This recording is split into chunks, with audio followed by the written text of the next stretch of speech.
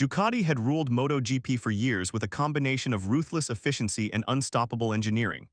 8 bikes on the grid, an R&D empire, and a factory squad feared for its cold precision. Their closest allies in this empire had always been Pramac, a partnership built over trust, shared victories, and relentless data extraction. That's why the announcement hit like a cold splash of water. Pramac wasn't renewing with Ducati, they were walking away straight into Yamaha's arms. It sounded, on paper, like a minor reshuffling. But those who understood the true dynamics of the sport knew what this meant. Ducati had lost their most important satellite partner, the team that helped refine and validate nearly every breakthrough they made. And Yamaha. They didn't just gain a satellite team. They gained a development powerhouse hungry for a comeback. What followed was even more unbelievable. After decades of defending their inline-4 philosophy, Yamaha publicly confirmed the switch everyone once said they would never make: a V4 engine for the next generation M1. A radical redesign that tore apart their archives, rewrote their identity, and signaled one thing. Yamaha wasn't rebuilding. They were preparing for war. But inside Ducati's glass meeting rooms, there was still an air of confidence. The feeling that whatever Yamaha was trying, it would take years to work. Rival factories needed time, endless time, and Ducati had an empire to protect. Yet that illusion didn't last long. Because the first cracks in Ducati's composure surfaced not from Yamaha's press releases, but from a rider stepping onto MotoGP asphalt for the first time. Toprak's reputation had crossed oceans long before he arrived. In World SBK, he was the storm you could never outrun, a rider who braked so late that his rivals joked physics simply refused to argue with him anymore. But MotoGP was different. The bikes were stiffer. The tires were harsher. The margins were microscopic. The common belief was simple: Toprak's style would need months, maybe an entire season, to reshape itself. Yet on the first dry afternoon in Valencia, that belief began to collapse. His opening laps weren't cautious reconnaissance laps, they were immediate statements. By the fourth lap, he was attacking apexes with the same ferocity he showed on superbikes. By the eighth, he was reading the Michelin front tire like an old friend, a tire that had broken the spirit of far more experienced riders. He ended the day barely over a second from the fastest man on track. For any rookie, that would have been exceptional. For someone riding Yamaha's experimental prototype engine and aero package, it was unheard of. Fabio Quartararo, the rider who knew the M1 better than anyone alive, kept watching from the pit wall. Every time Toprak dove into turn 1, Fabio tilted his head slightly, as if his mind was recalculating something he once believed was certain. When the session ended, Quartararo finally said the words that spread through the paddock like wildfire. "I'm pretty surprised by his speed. It wasn't admiration. It wasn't flattery. It was a warning. Because if this was Toprak at roughly 60% adaptation, who exactly would he become at 100? The old Yamaha was famously smooth, predictable, precise, almost gentle. Perfect for flowing lines, terrible for brute force riding. But the new V4, this machine was a different creature entirely. Compact, violent, torque-heavy, and built for acceleration. The DNA resembled Ducati's philosophy, but the interpretation was entirely Yamaha. Smoother mid-corner balance, a more intuitive front-end feel, and an engine pulse specifically tuned to support late braking without destabilizing the chassis. For most riders, transitioning to an all-new configuration demanded patience. For Toprak, the learning curve bent in the opposite direction. The V4's sharper front allowed him to throw the bike onto the nose and let the rear dance, a ballet of chaos he mastered better than anyone. The torque curve supported his aggressive corner entries. The aero package gave him stability even when the bike twitched under extreme load. It was as if Yamaha had unknowingly built a machine perfectly suited for the one rider who could extract something extraordinary from it. And the engineers knew it. During debriefs, Toprak described the bike's behavior with precision that startled the data analysts. Not just feelings, exact sensations.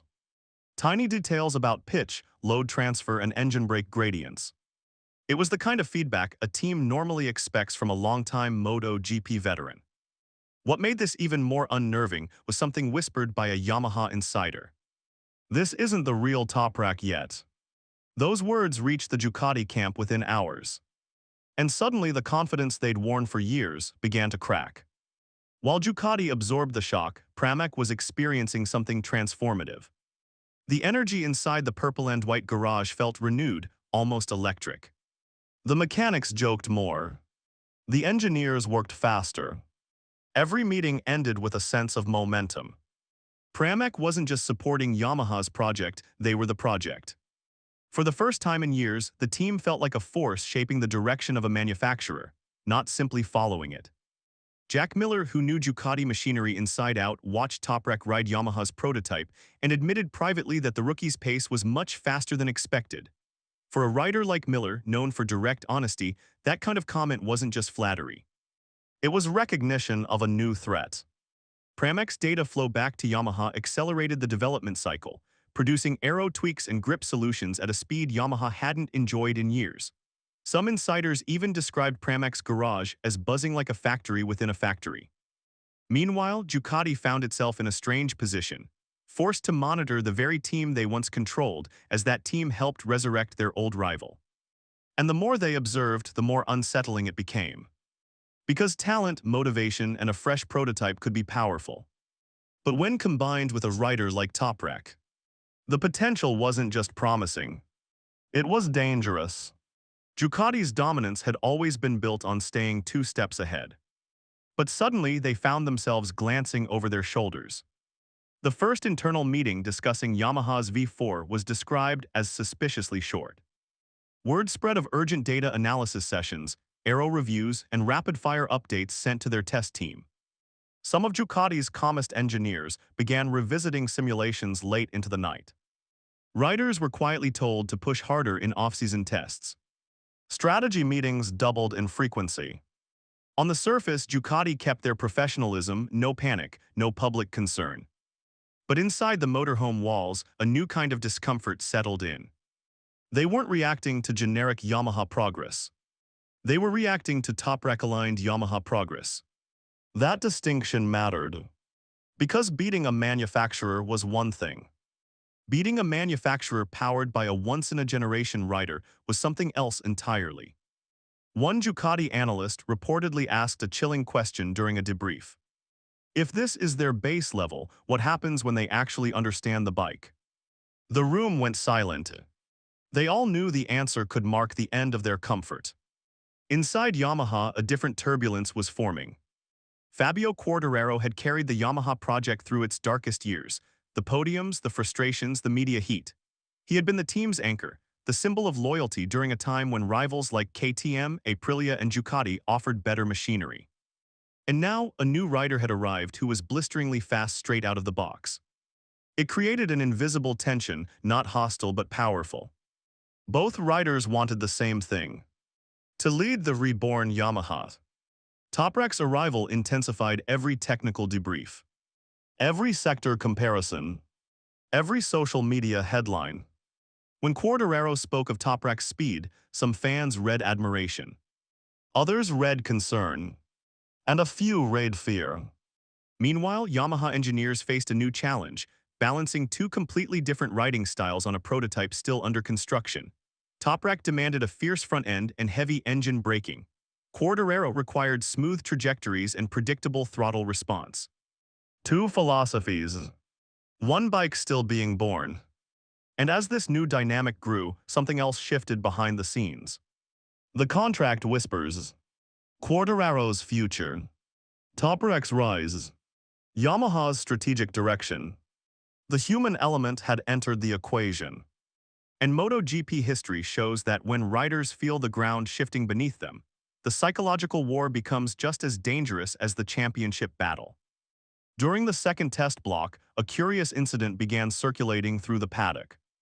Toprak had reportedly asked, even insisted, on extra tire allocations during private sessions. Not for time attack. Not for glory. For adaptation. Most rookies conserve tires to avoid mistakes. Toprak treated every tire like a weapon to sharpen. He pushed the limits of Michelin's front rubber, deliberately testing it under extreme loads. Every hard stop into turn 1, every sideways moment into turn 12, every violent snap in the final sector, all of it built a database inside his mind. Yamaha didn't expect this level of intensity so early. Pramac didn't expect it either. But they understood the importance immediately. Toprak wasn't trying to learn MotoGP. He was trying to compress a year's worth of adaptation into a few weeks. A Ducati engineer watching from the trackside fence whispered that Toprak's braking was borderline ridiculous, not because it was reckless, but because the bike shouldn't have been stable at those angles. Yet somehow it was. And that was the real revelation. The V4 wasn't tamming Toprak. Toprak was shaping the V4. A synergy that terrified those watching from across the paddock. Because extra tires meant extra laps. Extra laps meant extra data. Extra data meant evolution. And evolution, when fueled by obsession, changes championships. As the winter sun dipped behind the grandstands of the final preseason test, the atmosphere in the paddock felt different, charged, unsettled, almost humming with anticipation. Ducati still held the throne. But for the first time in years, they weren't looking down. They were looking sideways. Yamaha's V4 project, once dismissed as desperate, suddenly appeared alarmingly competent. Pramac's rebirth added momentum. Toprak's emergence added unpredictability. And the data coming out of each test hinted that the gap between leaders and challengers was shrinking faster than expected. The sport had seen shocks before: Rossi's move in 2004, Marquez's destruction of expectations in 2013. But the shape of this coming storm felt different. Because it wasn't just a rider change. And it wasn't just a technical revolution. It was the convergence of timing, talent, and opportunity. A moment MotoGP rarely witnesses. The coming season wouldn't simply be another chapter. It would be a realignment, a shift in the hierarchy that could overturn half a decade of Ducati dominance and ignite an era of unpredictable rivalry.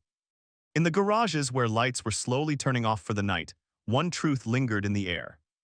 Toprak Razgatlıoğlu hadn't come to participate. He had come to redefine what was possible. And the first laps he turned, just a hint of what might unfold, were enough to make even the strongest teams brace themselves. Because if winter testing was the warning shot, then the season opener would be the first true detonation. A new war for MotoGP was beginning. And the rider at the heart of it was already smiling.